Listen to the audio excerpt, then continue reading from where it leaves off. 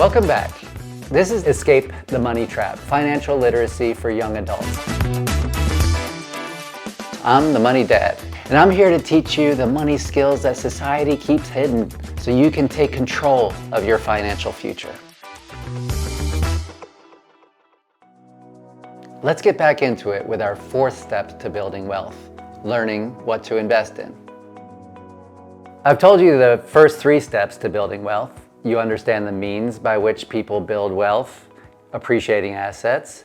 You do a simple budget to learn your math, money after fixed. You learn the ladder of personal finance to understand how to prioritize your money efforts. The final step is to learn what to invest in. Now, this is a basic financial literacy series, so I don't want to get too in-depth, but luckily investing is one of those things where the simplest answers are the best. People usually do worse in the stock market when they try to make it more complex. There are three things you need to know: what account your investments go into, what type of investing you should do, and what investments to pick. First, the accounts. You've probably heard words like 401k, 403b, and Roth IRA and wondered what they are. This is important. They are not investments. Think of them as buckets that hold your investments. In other words, they are accounts, much like your savings account is separate from your checking account. If you're at a job that offers a 401k or a 403b, those are the accounts you want to use to hold your investments. You can put as much as $23,500 per year in them. Your company will auto-draft the money into these accounts for you. And one of the great things about it is that the money goes in before it gets taxed. If you're not at a job that offers them, you'll want to create a Roth IRA account on your own, which also has some great tax benefits because the money will be tax-free when you retire. You can contribute up to $7,000 per year in them. Good companies to use are Vanguard, Schwab, and Fidelity. They have user-friendly interfaces to get you started, and the 1-800 customer service is very helpful. If you ever have more money to invest beyond the limits for a Roth IRA, 401k, or 403b, you'll open what is called a brokerage account. Once again, those companies I just mentioned will be more than happy to help you open one. So, those accounts are what money goes into. Now, let's consider what type of investing you're doing. The most typical investments are stocks and bonds. A stock is literal ownership of a company. You own it. You buy little tiny slices called shares and boom, you own part of the company.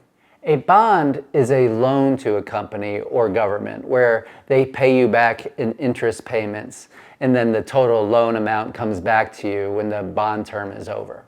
Since my videos are for young people, and I would include people 35 and under in that crowd, you're going to want to invest in stocks. They can be more risky than bonds, but they get much better returns on your money. And when you have long time frames, that risk virtually disappears. Let me show you in two tables. First, here are three different investment options: owning all bonds, owning 50-50 stocks to bonds, and then owning all stocks. As you can see, the best annual returns come from all stocks, 10.2% a year compared to 5.1 and 8.1. But look how much it can crash compared to the 100% bond or the 50-50 portfolio. 43.1% in a single year. That's a lot of risk and seems like a scary problem. But that's where time comes in. Time makes that risk fade away. After 10 years, you have nearly an 80% chance of doing better with a basket of stocks than a basket of bonds. And after 20 years, it is near or at a certainty you will do better with stocks. But are you going to choose individual stocks? No, that strategy is too risky, and it's been proven that even the experts aren't good at it. You're going to buy stock funds. A stock fund is a collection of many different stocks, a basket of stocks. So you own many different companies when you buy into these stock funds. It could be a few dozen or it could be thousands. But which stock funds do I pick? When I was younger and had my first job, I totally remember looking at my 401k stock fund choices and not understanding a single thing about which ones to pick. You just see nonsensical names like the Parnassus Core Equity Fund or the Royce Premier Fund. And we're supposed to take care of our own retirement with this? Unfortunately, there are so many different stock funds that I can't predict which ones will be choices in your 401k, 403b, or Roth IRA. But there are key words to look for that are helpful when picking. Luckily, there are two funds that are typically present in that list of options. An S&P 500 index fund, listed as either those words exactly or something 500 index. Or you can look for something called a total US stock market index. If those are available, it would be perfectly fine to own 100% of just one of them. They contain a whole bunch of US companies, 500 for the S&P 500, and around 4,000 for the total US stock market fund. And oh look, among all that mess we looked at a second ago, there is a 500 index. If those don't seem to be available, look for a fund that has the words US Large Cap Blend. This will typically be very similar to the S&P 500 fund. These three that I just mentioned are what I call the workhorses of stock funds. They do the heavy lifting and are perfectly sufficient for all your investment needs. Fortunately, there is another perfectly good and easy option, and these are available to nearly everyone: target date funds. It won't always say exactly target date funds, but the name will contain various 5-year increments like 2055, 2060, 2065. Those years are your target date for retirement.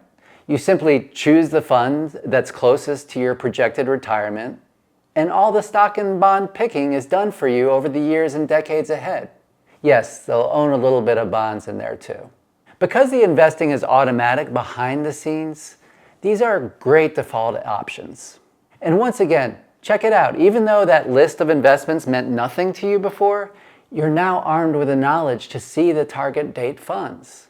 So, to repeat what you should be looking for, you should search for funds with the words 500 index, or total US stock market index, or US large cap blend fund, or target date funds that will be easily identified by having years in them with 5-year increments.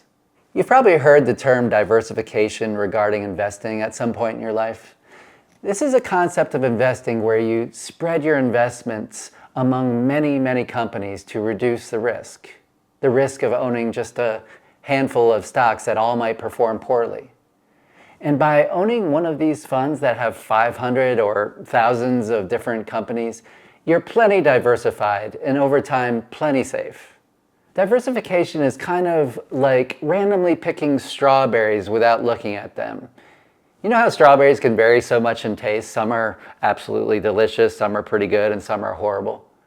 But if you pick enough of them, you know the strawberry picking trip will be a success because you have enough good and great ones. That's diversification. And that's really and truly as simple as investing is. You don't have to make it more complicated than that.